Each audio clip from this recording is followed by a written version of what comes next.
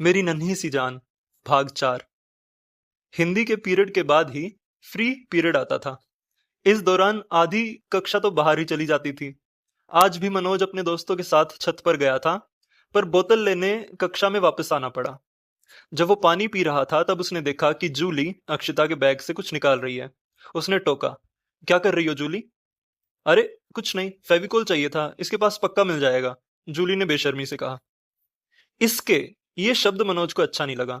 वो कठोरता से बोला, क्या अक्षिता से पूछा भी है बिना किसी से पूछे? पर जूली को फेविकोल मिल गया था और वो तुरंत बाहर चली गई, सुना भी नहीं कि मनोज क्या कह रहा है। मनोज ने उसे गालियां दी और फिर अक्षिता के बैग को देखा। जूली उसे बिल्कुल खुला छोड़कर चली गई थी। मनोज अक्षिता के बेंच पर जाकर उसके बैग की चैन बंद करने लगा। इतने में अक्षिता भी वहां आ गई। अब उसे तो ये लगा कि मनोज उसके बैग से कुछ निकाल रहा है। वो तुरंत झपटी और बैग छीन लिया। ये क्या कर रहे थे तुम? बिल्कुल शर्म। अक्षिता को काटते हुए मनोज सफाई देने लगा, अरे नहीं नहीं नहीं, मैंने नहीं छेड़ा तुम्हारा बैग, मैं तो उल्टा। फिर तुम हंस क्यों रहे हो? उसे काटते हुए अक्षिता ने पैनी नजरों के साथ पूछा। मनोज ने तब ध्यान दिया कि उसकी हंसी छूट रही है। वो बोला, अरे मैं पागल हूं, ऐसे मौकों पर ही मुझे हंसी आ जाती है, प्लीज मैं सच बोल रहा हूं। उसकी हंसी फिर से छूट गई। पर अक्षिता का शक बढ़ता ही जा रहा था और ये जानकर मनोज की हंसी और भी ज्यादा छूटती जा रही थी। वो तो किसी तीसरे बच्चे ने बता दिया कि मनोज सच बोल रहा है, तब अक्षिता ने उसे जाने दिया। पर इस घटना से मनोज ऐसा पागल हुआ कि बस। उसे अपनी उंगलियों के बैग की चैन से रगड़ खा जाने का तो पता भी नहीं था, पर बैग खींचते वक्त जब अक्षिता का हाथ उसके हाथ से छू गया था, उस छुअन को वो बार बार याद करके खुश हो रहा था और हंसे जा रहा था। लंच हुआ। मनोज खुद को रोकते रोकते भी आज फिर से खेतों में चला गया। अक्षिता लंच कर ही रही थी।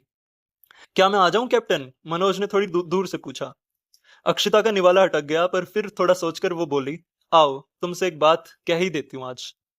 मनोज रोमांचित हो उठा, पास जाकर बैठा। अक्षिता ने एकदम गंभीर होकर कहा, मनोज मुझे तुम बिल्कुल पसंद नहीं। जब तुम मुझे कैप्टन बुलाते हो वो भी मुझे बिल्कुल पसंद नहीं। मैं सब समझती हूँ कि तुम क्या कर रहे हो, पर मेरी तुम में कोई दिलचस्पी नहीं है। मैं भी तुम्हारे साथ रिलेशन में, रिलेशन छोड़ो, मैं तो तुम्हें अपना दोस्त भी नहीं बना सकती। सो प्लीज मुझे परेशान करना छोड़ दो, मेरा पीछा करना बंद करो। ये फाइनल वार्निंग है, किसी को इससे ज्यादा मैं नहीं झेलती। मनोज ने ध्यान से उसकी बात सुनी, थोड़ा डरा भी, फिर अपनी बात कही। मैं नहीं बनना चाहता तुम्हारा बॉयफ्रेंड, दोस्त भी नहीं बनना चाहता, पर क्या तुम मुझसे थोड़ी बहुत बात भी नहीं कर सकती? थोड़ा रुक कर। सच में, सच में सच में सच में कैप्टन, मुझे तुम्हें अकेला देखकर बिल्कुल अच्छा नहीं लगता। तुम किसी से तो बात करो। भाई नहीं करनी मुझे किसी से बात, अकेली खुश हूं मैं। अक्षिता ने साफ जवाब पकड़ा दिया। फिर दोनों चुप रहे। मनोज कुछ नहीं सोच पाया। बात बनते देख अक्षिता ने एक और वार किया, और तुम्हें क्या मतलब वैसे भी मेरे अकेले रहने से? मैं खुश हूं, तुम अपना देखो। एक लंबी सांस लेकर मनोज बोला, खुश हो? खुश हो कैप्टन? चाहे मैं कितना ही बेवकूफ दिखता हूं, पर इतना विश्वास तो है मुझे अपनी बुद्धि पर। मुझे लगता है कि तुम दुखी हो। कोई तो ऐसा दुख है जो तुम किसी को बता नहीं रही हो। अभी भी जब तुमने कहा कि तुम खुश हो तो मुझे लगा कि तुम झूठ बोल रही हो। प्लीज मुझे बताओ कि तुम्हें क्या दुख है। क्या घर पे कोई बात है या कुछ और? जो भी है प्लीज मुझे बताओ।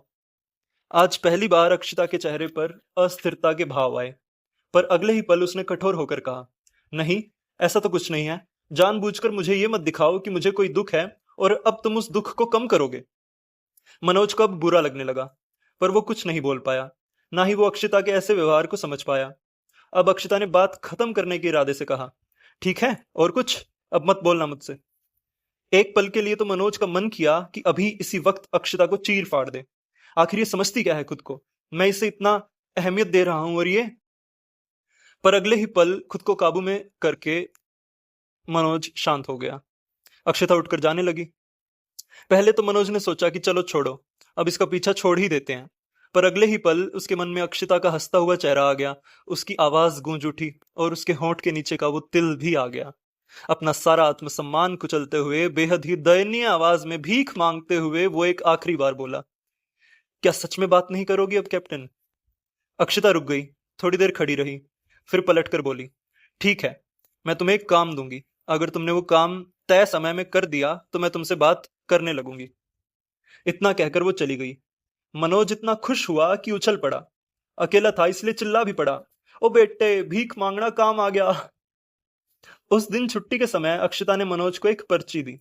पर्ची में ये सब लिखा था। हमारा हिस्सा आत्मकथा संग्रह, आलवानधारी आत्मकथा, आवारा मसीहा जीवनी, माटी की मूर्तें रेखा चित्र संग्रह, 12th फेल उपन्यास। और हर रचना के साथ उसे कहां से पढ़ा जा सकता है या कहां से मंगाया जा सकता है, ये सब भी लिखा था। अक्षिता ने काम समझाया। इन सब किताबों को पेपरों के खत्म होने तक पढ़ना है। लास्ट पेपर वाले दिन तक अगर तुम सब पढ़ पाओ तो ही मुझसे बात करने आना, वरना कभी भी मत बोलना। और पेपरों के दौरान भी नहीं बोल सकते, समझ गए? हैं? अगले हफ्ते से पेपर हैं और सिर्फ 2 हफ्ते पेपर चलेंगे। कुल मिलाकर 3 हफ्ते हैं। 3 हफ्तों में मैं क्या क्या पढ़ूंगा? और पेपर का कब पढ़ूंगा? और आराम कब करूंगा? एक सांस में मनोज कह गया।